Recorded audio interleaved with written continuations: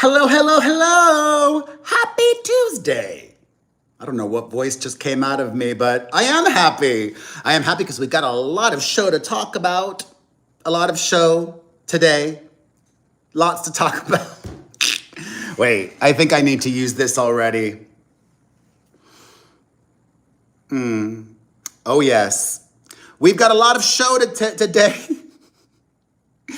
It's a mood, ladies and gentlemen. I am Perez Hilton, the queen of all media, the original influencer, and I go live here on YouTube every weekday at this time. If you can, please consider becoming a member of my channel. It's different from subscribing. I am going to pin a comment with instructions on how you can become a member. Not only does becoming a member greatly support, but you get a little badge like Kat Jill has and Rebecca has and Gretel has and so many other folks have. The badge lets everybody know how awesome you are, and you also get to chat live with me during all of my Hot Topics shows because these are member-only mode, and I'm gonna switch this to member-only mode in 3, 2, 1. But everybody can stay watching, please do. And after the live stream is over, everybody can comment then, all right? Okay. All right. Bleep, blop, bloop, there we go. Okay, let me pin this now. Chat with me. Live. Okay, yay. Yesterday was all about the fans. Today is all about my tiny hands. I was a judge at this charity event yesterday, and they gave these out during one of the performances, and I'm obsessed with it.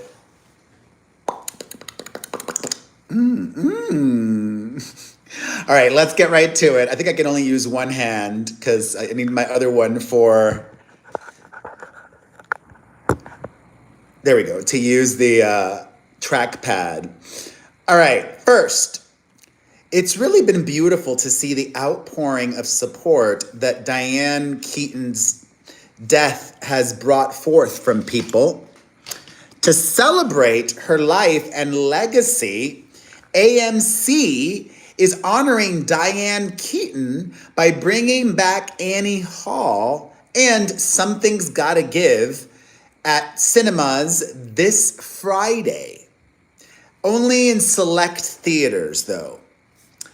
100 cinemas. I would imagine most major markets, you'll be able to see Annie Hall and Something's Gotta Give. So if you're feeling very nostalgic for Diane Keaton, be on the lookout for that. All right, yesterday, we talked about Katy Perry and Justin Trudeau being... I don't think they ever broke up, but they started off real strong and very public, and then things were very quiet, and now Katy Perry and Justin Trudeau are on and strong. And Katy just referenced everything at her concert in London, in the UK. Yesterday we talked about how these not even paparazzi pictures, these candid shots of Katy Perry and the former Prime Minister of Canada went viral after they were taken by somebody in a nearby boat. Randomly, it was not paparazzi, it was some random person, and I didn't even mention this yesterday, but this random person, it probably took them a while to figure out, oh, I could sell these pictures, or how to sell them, to whom to sell them. That's why the pictures came out this weekend, but they were taken in September. Weird, right? But not so weird when you understand the logic behind why it probably took so long. Well, during her concert tour, Monday night, yesterday evening in London, a fan gave Katy a surprise proposal. You know, a jokey, fun surprise proposal. And she said no. Referencing the renewed media interest in her relationship with Justin Trudeau, Orlando Bloom's ex told the crowd, "I wish you'd asked me 48 hours ago." And then she also revealed, "London, England, you're like this on a Monday night after a whole day at work and a whole day at school? No wonder I fall for Englishmen all the time. But not anymore." I still like Katy Perry. Y'all, is my camera foggy? Let me clean this. Hold on. My OCD. My OCD. Here we go. Oh, yeah, it was.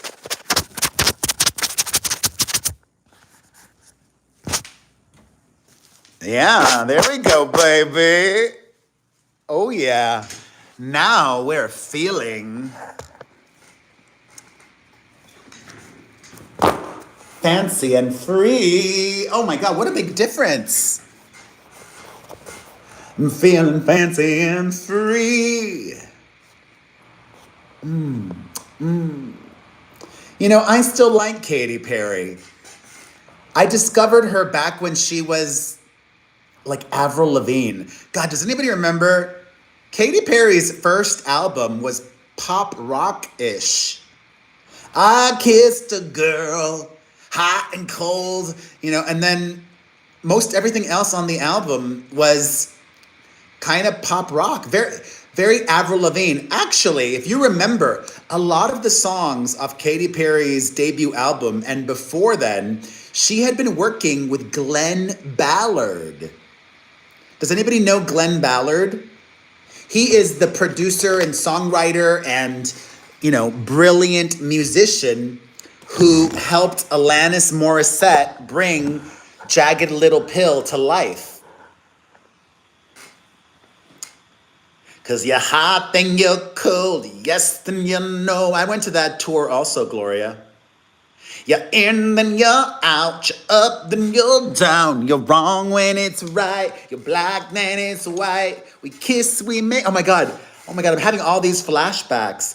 Actually, even before I Kissed a Girl, she's kind of like buried this song, but I'm not bothered by it. Does anybody remember what Katie's song Before I Kissed a Girl was?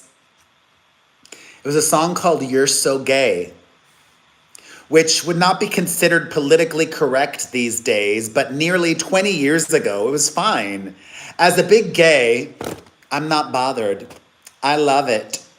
You're so gay and you don't even like boys. But you don't even like, yes, you don't even like. Yeah, the whole message, God, it reminds me of that Hillary Duff commercial. Stop saying gay as an insult. Or whatever she said there. Anyways, according to reports, also, Justin Trudeau has been the one to aggressively be pursuing Katy Perry. I'm into it. I love a man that knows what he wants and goes after it. You're so gay, but you don't even like boys. Okay, speaking of Katy Perry, her ex-boyfriend, one of them, she never had too many, actually. One of Katy Perry's most high-profile relationships, John Mayer, has himself a new girlfriend. He, surprisingly, is dating an influencer. Although I've never heard of this girl before. I must not be the demo for her content. According to multiple reports, John Mayer is dating Kat Stickler. Let me see what kind of content she makes. Have you guys even heard of her? Kat Stickler? She's 30 years old. John Mayer is right around my age. I would guess he's 48. Let me see. John Mayer is 47. He turns, oh my God, he turns 48 in 2 days. John Mayer turns 48 in 2 days. So he's almost 18 years older than this Kat Stickler girl. Let's take a look at her content. Oh my God, she's got a lot of followers. What the fudge? She's got over 3.5 million followers. Who is she? What does she do? Does she make like, let's take a look at this together.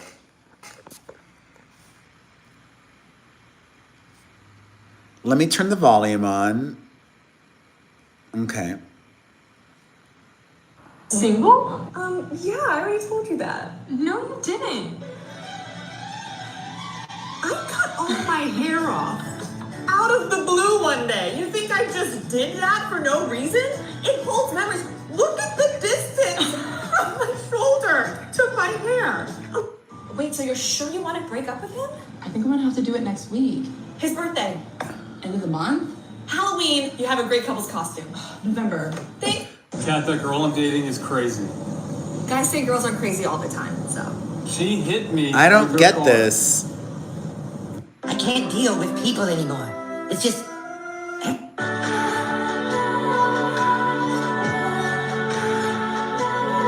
I don't know why I'm not losing any weight still. Nothing fits me. Why are we in such a rush to get married? Okay, so she's just like a general influencer girl. Like, funny. Like, I don't even know if I don't know if any of those videos were fun. Literally, this is the first time I've seen any of her content. Maybe she goes more for like relatable girl, not necessarily like funny girl. Maybe she's relatable girl, like, you know, girl next door. I mean, she is pretty. She's very pretty. Like, you know, pretty. Pretty in the like she's very girl next door.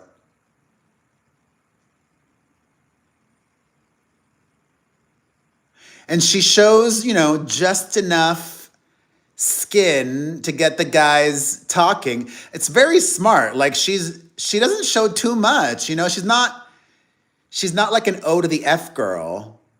Wait, let me check if she has one. Maybe she has one. Oh my God, maybe she has one. Does she have one? Let's see. Kat Stickler. No, she does not have one. Was she on The Bachelor or something?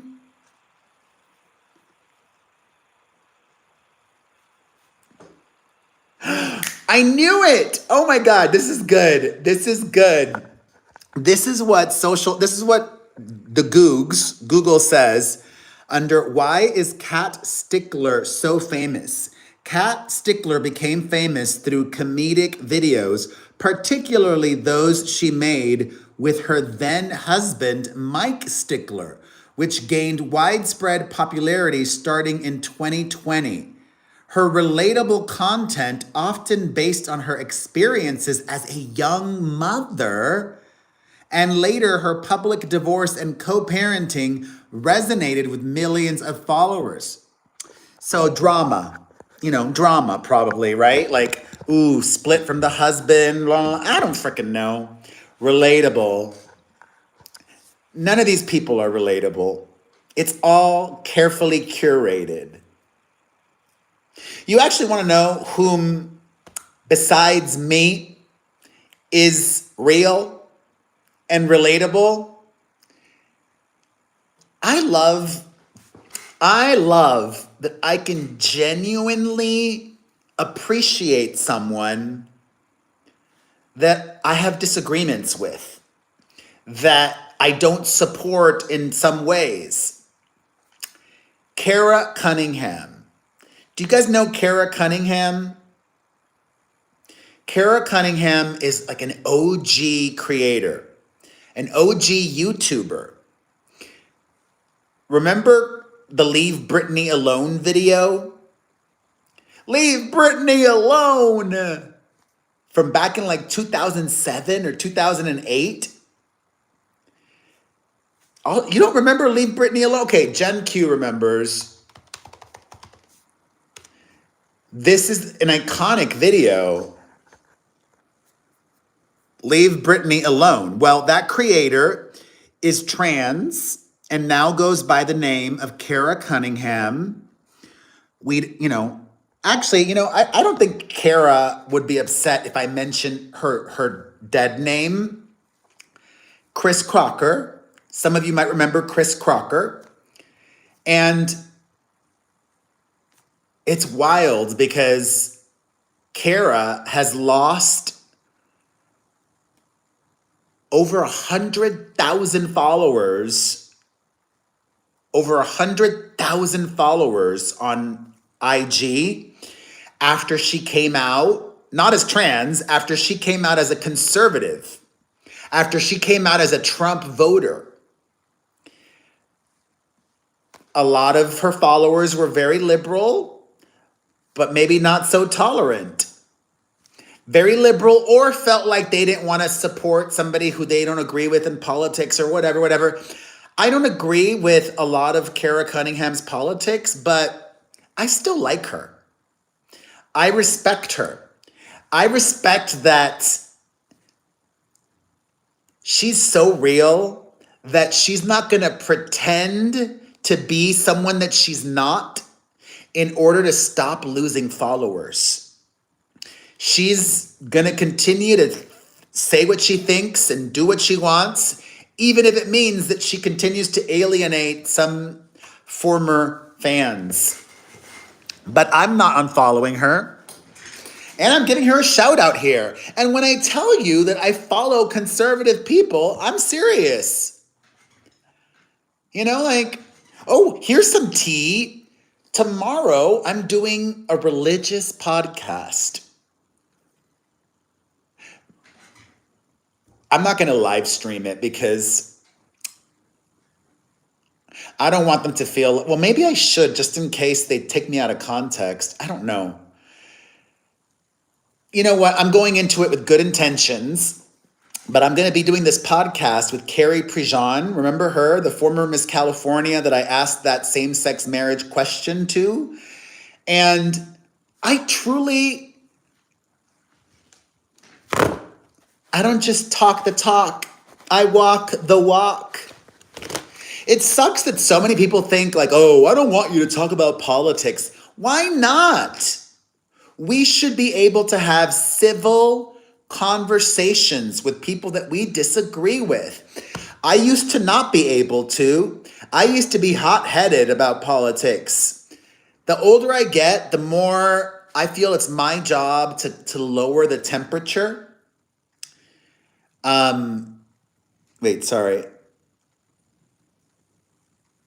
Didn't they go out? Then he ghosted her? Who are you talking about, Callie Sunset?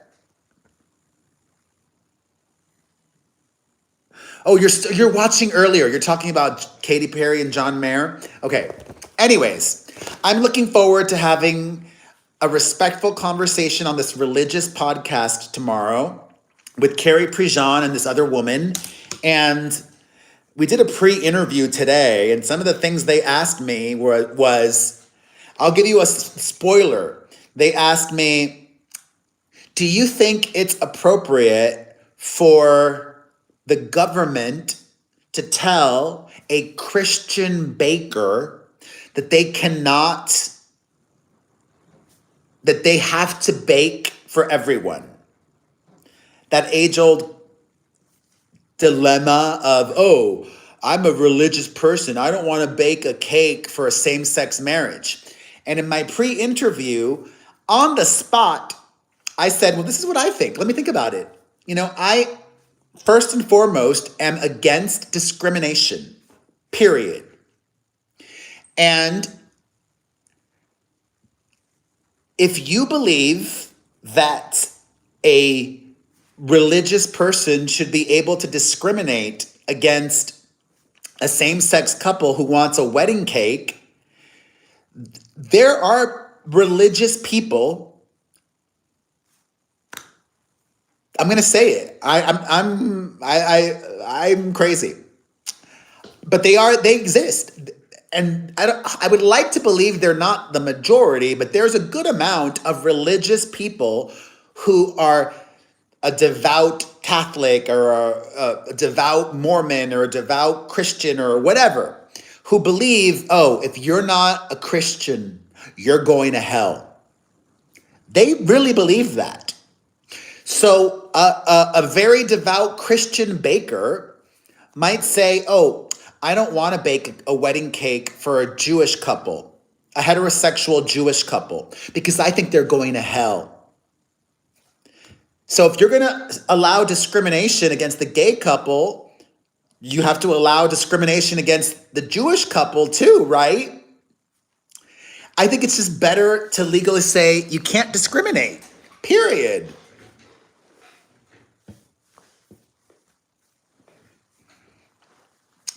And I said, I love religious people.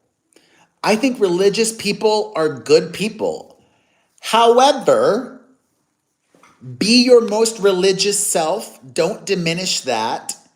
And keep your religion out of my life. Your religion and those beliefs of yours should not affect the politics of this country. I believe this country should be apolitical. Separation of church and state. It's one of the founding principles of the United States of America. I celebrate religions. I think people who do believe, I wish I was a believer. I really do, but I'm just too pragmatic. Like, I need proof. I'm agnostic. I'm not an atheist. Like, I'm open to there being something else, but I wouldn't say that I'm a believer, but I'm not a skeptic either. Anyways, sidetracked. Geez, we still got Blake Lively to talk about. We got Taylor Swift to talk about. We got a lot of show. Anyways, you know what? Going back to this hot 30-year-old mother, I actually think it's really cool of John Mayer to be dating somebody who's got a kid.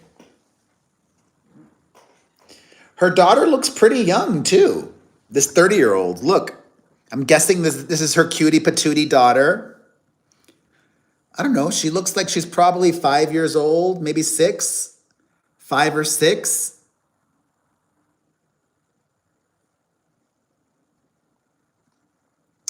Adorable. Well, hopefully John doesn't inspire her to go scorched earth like Taylor Swift did in Dear John. That's actually one of my favorite Taylor. My God, I don't even know the last time Taylor performed Dear John. Dear John is easily one of my top 10 Taylor Swift songs. That song does not get enough recognition and praise. Dear John, I knew say you're gone. Now that I messed up, a girl that you left on the run.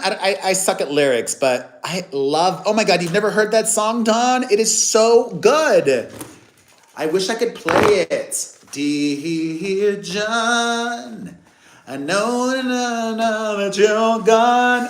God, I love the fact. Can you imagine if like a random person just starts watching me midstream and they just see this?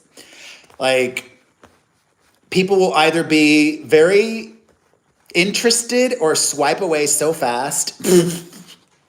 You've never heard it, Dion? Oh my God. God, I can't play it, but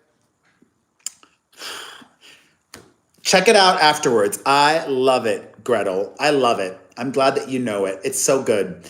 All right, from John Mayer to Alec Baldwin, we have an update on that car crash that we talked about yesterday.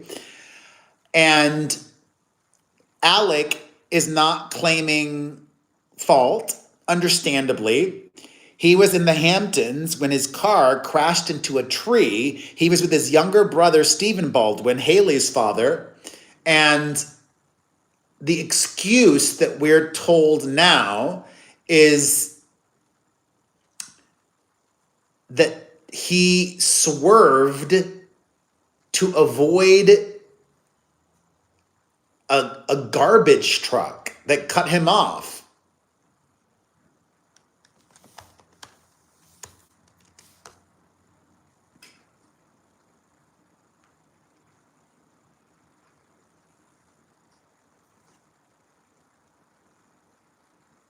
Alec was in town for the Hamptons International Film Festival. Who knew that was a thing? He made a video. Let's see the video.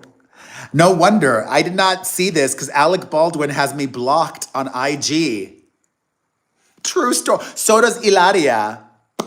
We'll talk about her in a little bit. Oh my God. But on my website, I could watch it because it's not in the app. In the app, I can't watch it.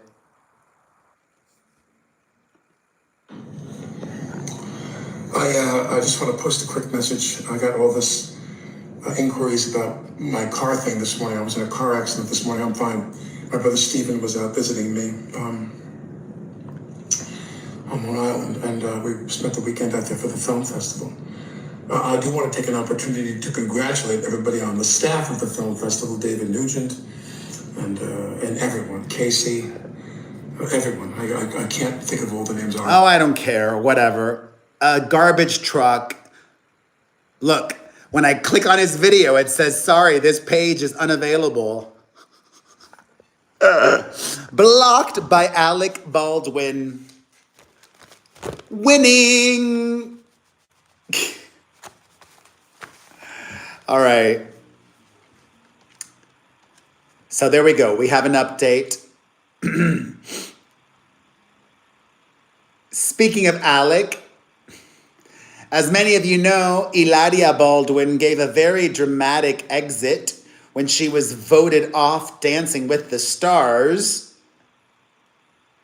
Then she had the audacity to claim that she was bullied off the show.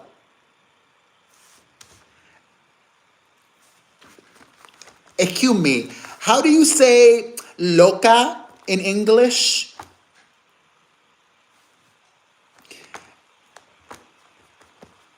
I don't think Hillary from Boston, Alec Baldwin's wife, was bullied off Dancing with the Stars. Do you? This is what she said in a video on social media. Quote, I would be remiss if I didn't address the elephant in the room, which is that there was some bullying going on aimed at me over the past few weeks. Very coordinated, strategic bullying. As I feel the darkness that undoubtedly brings to me, I always want to remember that my life belongs to the whole community, and I want to leave a lasting mark of courage to speak up against what is simply wrong. No hack. That's absolutely something that Blake would say.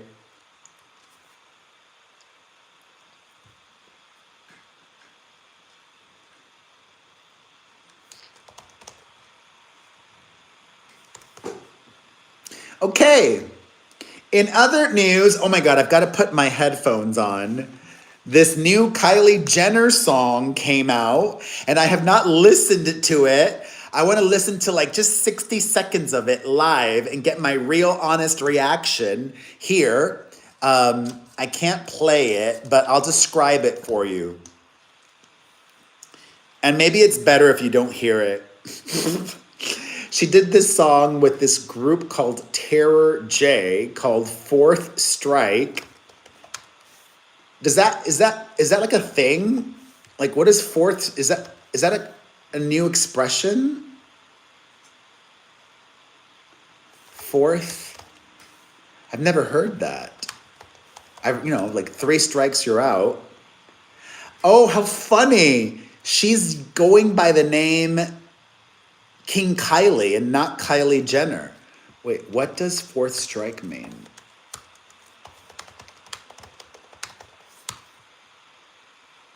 Fourth strike can refer to a bowling term for 4 consecutive strongs.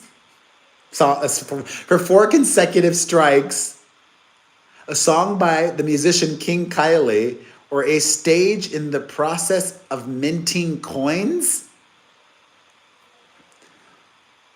All right, whatever. Let me take a listen to this. I've never even who's Terror Jr.? Are they like a real Terror Jr.? Oh my God, the Cataracts. How funny. One of the guys was in that group, the Cataracts. Okay. Remember them in the bass down low. Okay. Here, let me listen to this. 4th Strike featuring King Kylie.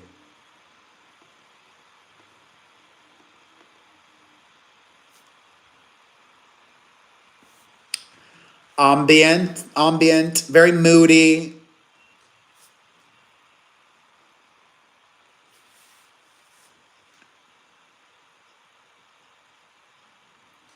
It's actually not bad.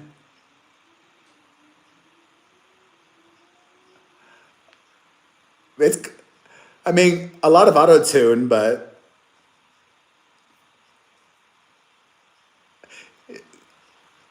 I kind of like this.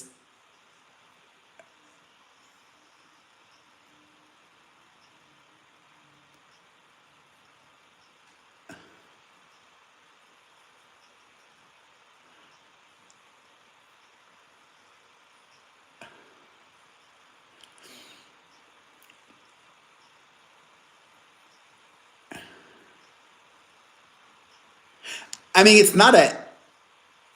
All right, I got it. I listened to enough. All right, it's not a hit, but it's also not embarrassing. I don't know if I would listen to it repeatedly, but it's cute. It's like hipster, vibey, cool. Listen, if she really wants to do the musician thing, and she's singing, she's not rapping, if she really wants to give it a go, she has all the connections and the resources. Like, I would not be shocked if Charlie XCX produces a song for Kylie Jenner.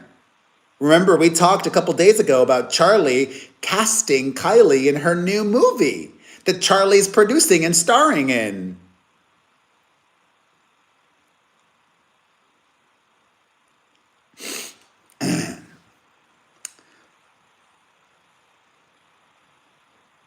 Better than I thought it would. All right, some shocking Nicki Minaj news.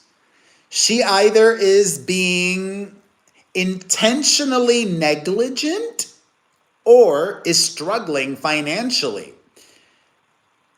Nicki was sued by a security guard for assault that was committed by her husband against the security guard, and the guy was awarded over $500,000, and he's not been paid. So this security guard, Thomas Wiedenmuller, asked the court to order Nicki Minaj's home to be sold to help him collect on the money owed. In his motion, the guy explains that he believes the home is worth enough to pay off the mortgage, liens, and his debt. I just think Nicki is purposely not paying. I don't know if she's struggling with finances. Oh, but this is fascinating.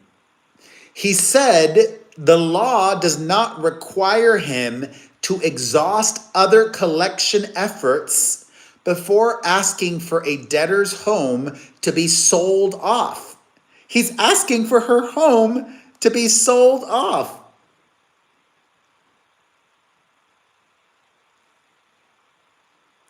Well, she better get on paying that ASAP.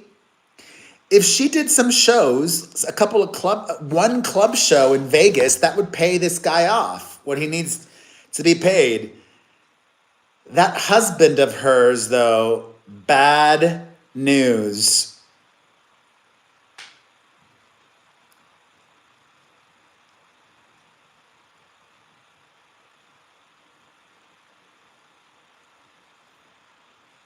Wow, this was crazy. In his lawsuit, he claimed that the drama happened when he was working at a Nicki Minaj concert back in 2019.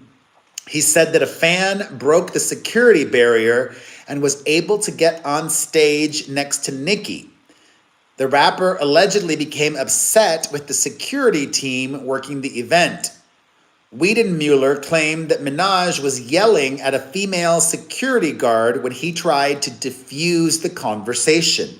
He alleged that Minaj was upset by his attempt and told Petty, her husband, about the encounter. He claimed, oh, I remember this. He claimed he was instructed to go to Minaj's dressing room. Once he entered, Wiedenmuller claimed Minaj was there with Petty and two security guards. He claimed that Minaj started yelling at him, which led her husband, without warning, to strike him in the face. Wow. He was rushed to the hospital where doctors determined that he had serious injuries and needed surgery to fix his jaw. Oh, Nicki failed to respond to the lawsuit, which led the court entering default judgments against her and her husband in March of 2024. So it's been over a year and she's not paid. Drama. Drama.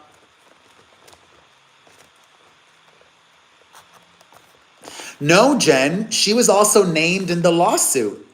And if you don't respond, that's on you. That's on you. All right, in happier news, do you guys remember that former Good Morning America couple, TJ Holmes and Amy Robach? They are now engaged years after their scandalous affair that saw them being fired by ABC. At least there's a happy end to this drama. Remember, she was married to Andrew Shue.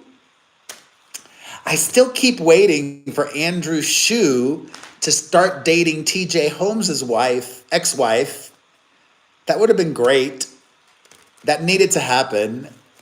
Wait, let me see. Maybe they are dating. I don't think so. Andrew Shue. God, he was so dreamy. Remember?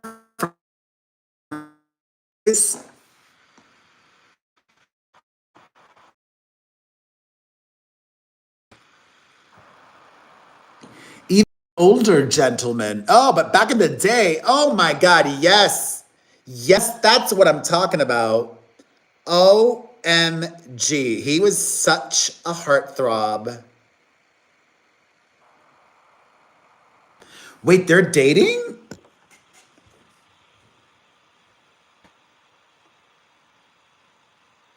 I don't know if they're dating. Let me see. Andrew Shue.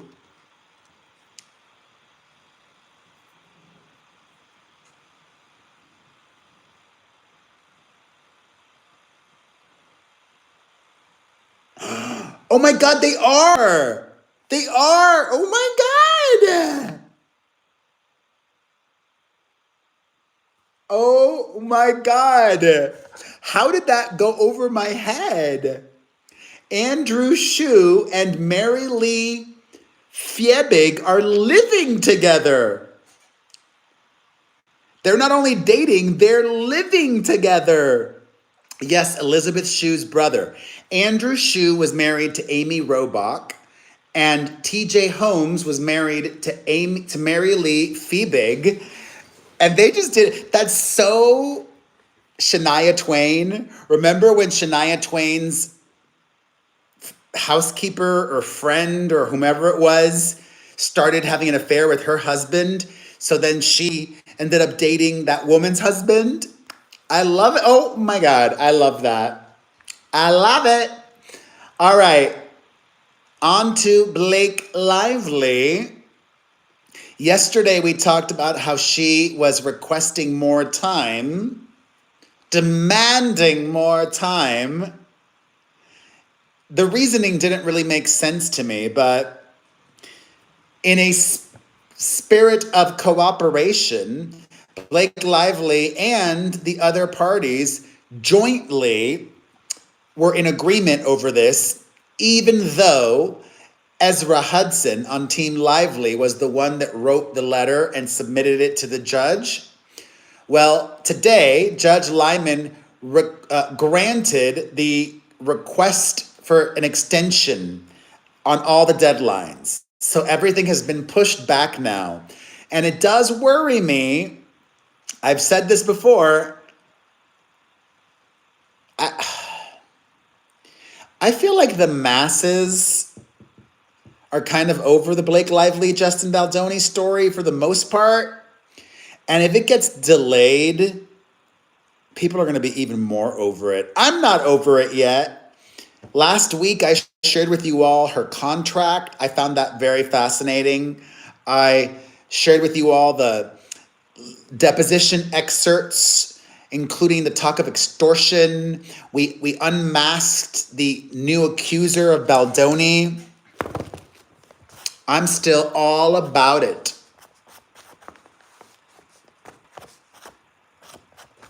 All right, let's keep it moving.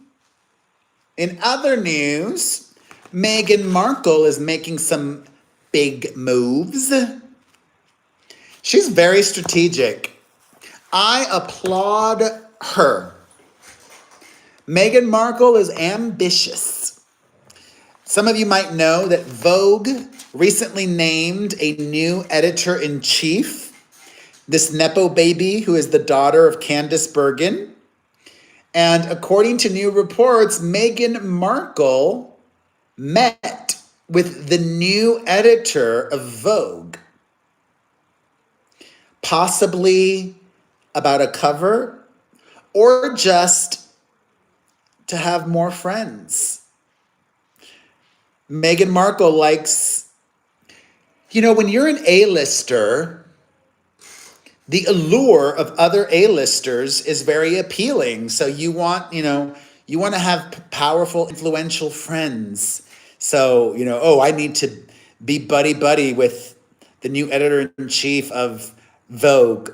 Or maybe she wants to go to the Met Gala. I don't think she's ever been to the Met Gala. All right, in some reality news, Brittany Cartwright of The Valley and formerly Vanderpump Rules reveals that she split from her boyfriend, Brandon Hansen. "I'm single, tell your friends," she says. All right. You know who is not single? Taylor Swift. And apparently not all Taylor Swift fans are also Travis Kelce fans.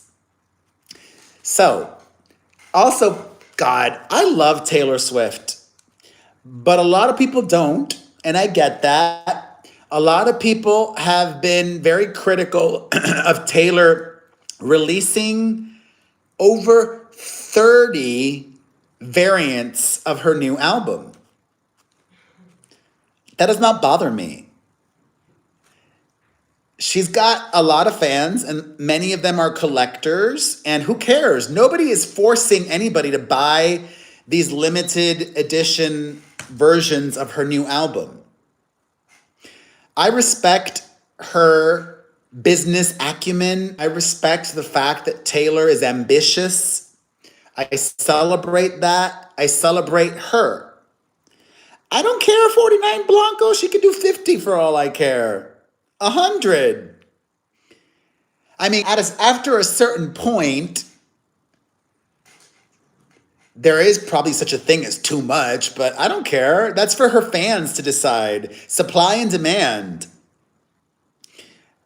Anyways, she also did sell some signed copies.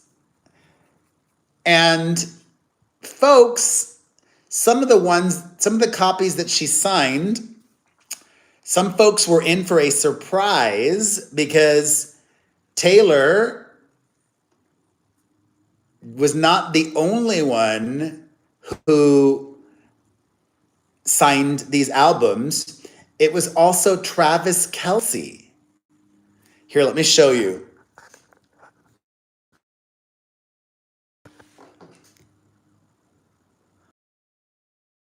Here, and then fans deduced which one's Taylor and which one's Travis. God, these are sloppy signatures. Which one's Taylor's? What the fudge? I cannot tell which is which. Taylor Swift is being called out by her dedicated fans after some Swifties received the Life of a Showgirl CDs with Travis Kelce's autograph on them. I don't know. I think it would make them more special. Hers is the top one? Okay, good to know. I think that makes them more special. You could sell them. There's less of those. You don't want one with you don't want it? Sell it. You could probably get good money for it now, I would guess.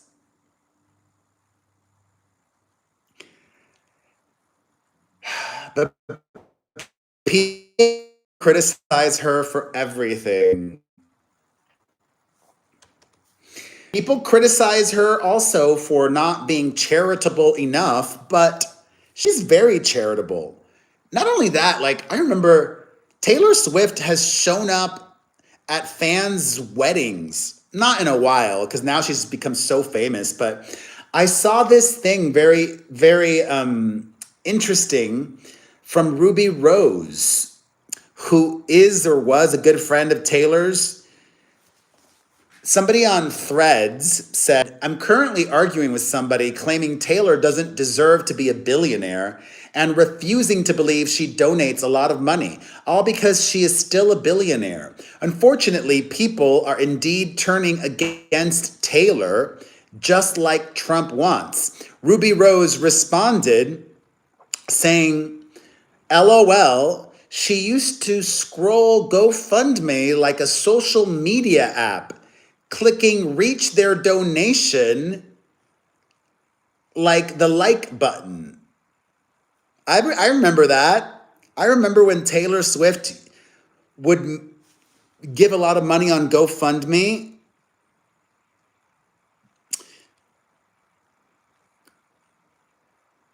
If it's glitching for you guys, maybe just click out of the stream and come back in. Anyways, in other music-related news, I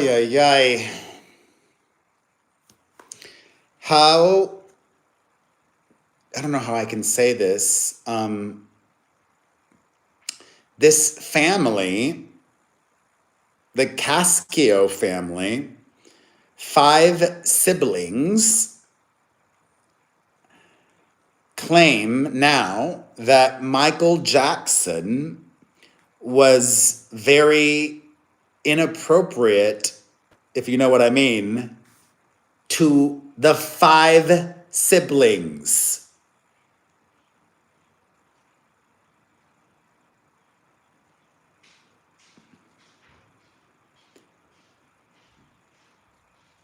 All 5 of them filed a lawsuit in Los Angeles Superior Court accusing Michael of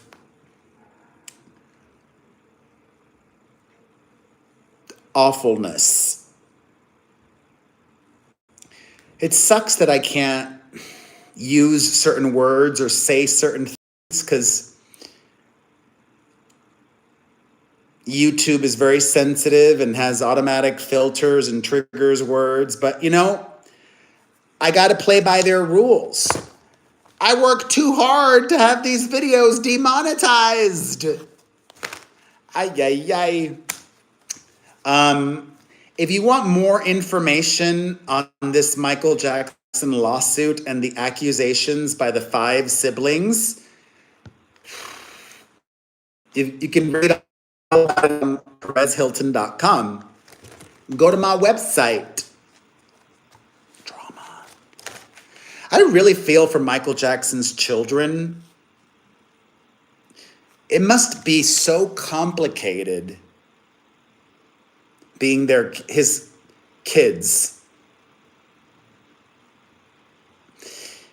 In a way, not even in a way, they're victims also. I agree, Kat Jill. I think so. Oh, yeah. All right, in other news, does anybody remember Dan and Phil? Like the OG YouTubers, Dan and Phil?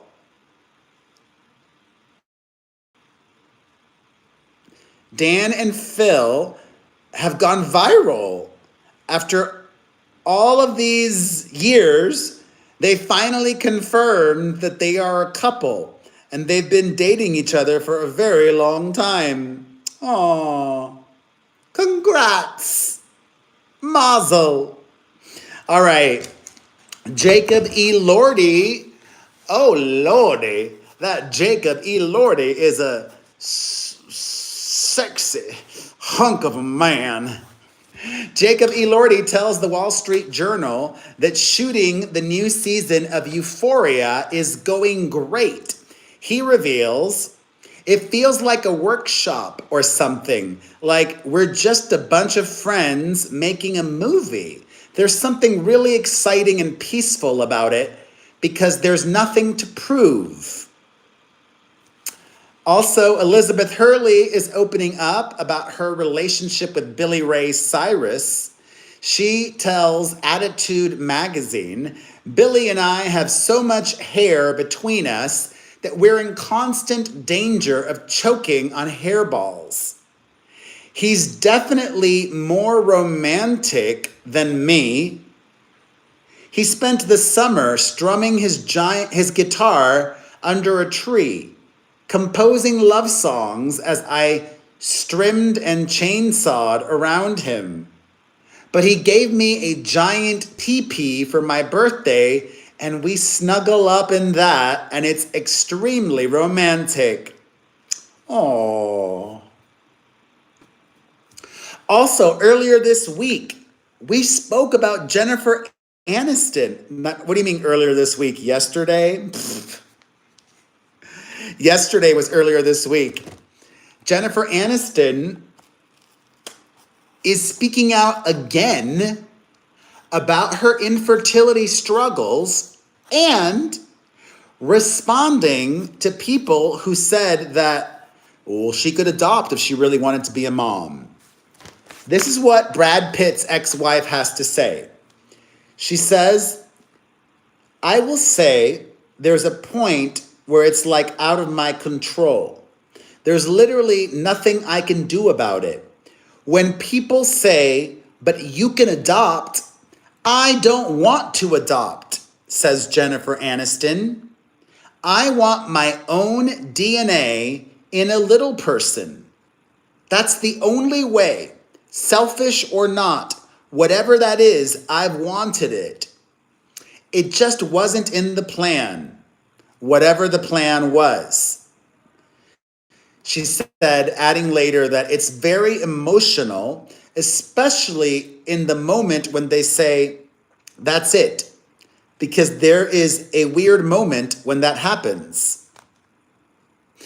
Yeah, Jennifer Aniston is what, 54? It's hard. I mean, she might be able to have a baby biologically at 54, but that'd be really hard. She's 56, actually. Holy heck. Jennifer Aniston is 56. Okay. I respect that honesty. I would have adopted. If I could not have had children, my own biological children, I would have still adopted. But that's me. Not everybody agrees, and not everybody even wants to have children. That's fine. All right. Charlie XCX is taking over. It's interesting. I feel like we're going to see a lot more of Charlie next year, and it's already begun. Charlie XCX is on the cover of Vanity Fair magazine, but I wonder about the timing of it all. If I was Charlie XCX, I would have followed up Brat with another album sooner than later, because Brat was such a big album. It was nominated for Grammy for Album of the Year.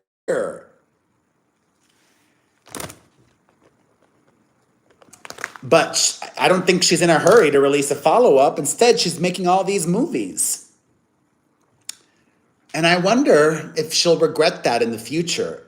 Like, she could always do acting. The cool thing about the film and TV industry is that they're not as ageist as the music industry. The music business is super ageist. It sucks. But, she's been doing this for over a decade now, and she wants to pursue acting, so good on her. Charlie also had some shade to throw at Taylor Swift, perhaps. I wonder when this interview took place. I feel like Vanity Fair magazines, the lead time is a while. So my guess is this interview was probably done before the new Taylor Swift album came out, which has a song, actually Romantic, that many people believe is a diss track against Charlie XCX. And in this new Vanity Fair interview, Charlie explained why she hates the idea of putting out a tour documentary, which Taylor Swift has done and is going to do later this year as well, when she releases that 6-part series for Disney and Hulu Plus.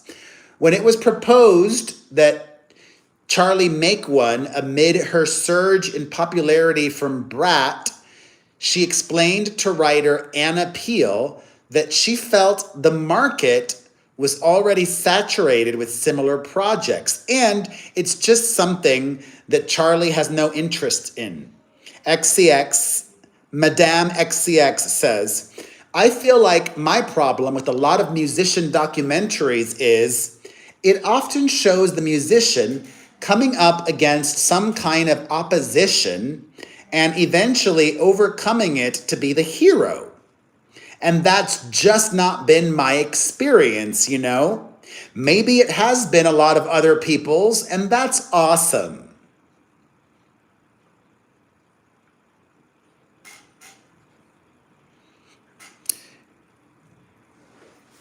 It's a little shady, right? Charlie also talks about her new movie that Kylie Jenner is going to be in. It's a mockumentary. Are people going to want to watch that? A mockumentary about a pop star preparing for her first headlining tour. Charlie described the project as a 2024 period piece and not a tour documentary or a concert film in any way, but the seed of the idea was conceived from the idea of being pressured to make one. It's fiction, but it's the realest depiction of the music industry that I've ever seen.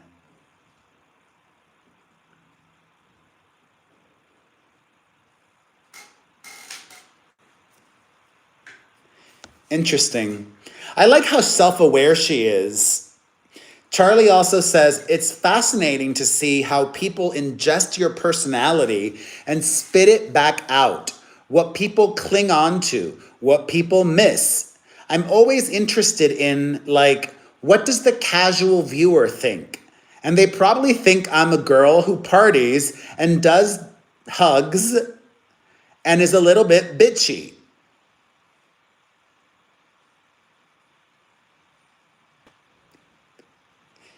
Isn't she? But I love Charlie. I love Charlie and I love you. Thank you for being a friend and watching. If you want to support and be informed and entertained, read my website, perezhilton.com, every day, throughout the day. It is free. Free. perezhilton.com. Also, you know what else is free? Liking this video, sharing this video. Become a member. It's pinned in the chat, and also I will pin it in the comments. It'll give you instructions on how you can become a member so that you can chat with me during all of the premieres. I'm sad about D'Angelo too. Rest in peace. Light to his loved ones.